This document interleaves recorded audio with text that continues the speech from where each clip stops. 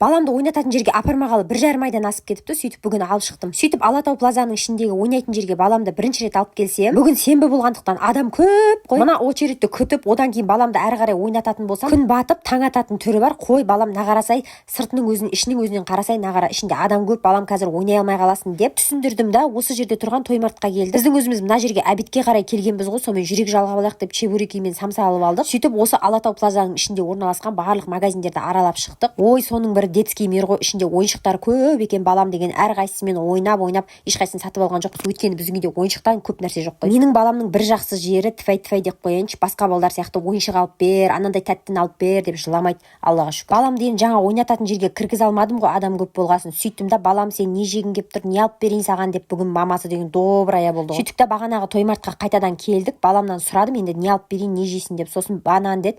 Жарайды, 4 банан алып бердім. Мамаңа, папаңа, әжеңе, біреу саған деп айтсам, сөйтіп алып берсем, ол айтады, мама йогурт алайық дейді. Жарайды деп барсақ, сөйтсе 4 алам дейді ғой. Неге десем, мамаға, папаға, әжеге, біреу маған дейді ғой. Жан сол бәрін ойлап тұр. Тағы не болды ма десем, жоқ, мама сок алып берші дейді. Сонымен андай аузы соска сияқты сок бар ғой, детский, сондай алып бердім. Сөйтіп баламыз екеуміз үйге жақындап қалған кезде әкесі звондап тұр ғой. Апортқа барайын деп жатырмыз, барасың ба деп. Сосын ойбай жарайды барамыз, қазір үйге барып қолымыздағы заттарды тастайық деді. Сөйтіп апорттан бірақ шықтық, балам дейді, мынандай паровозға мінем дейді. Жарайды деп оны мінгіздік әжесімен бірге. Негізі баламыз екеуміз апортқа қарай кетіп қалдық. Әжесі мен әкесі болса Алтын Ордаға соғып, осындай үлкен манго мен мынандай инжирге ұқсайтын персик алыпты. Тағы да не алған қазір көрсетейін. Мынандай шортыйды алдында алып қойған ғой жігітім деген, Алматы марафонына қатысам деп. Одан мынандай ласина сияқты бірдеңе, оның атын ұмытып қалдым, көк түсін алып қойған.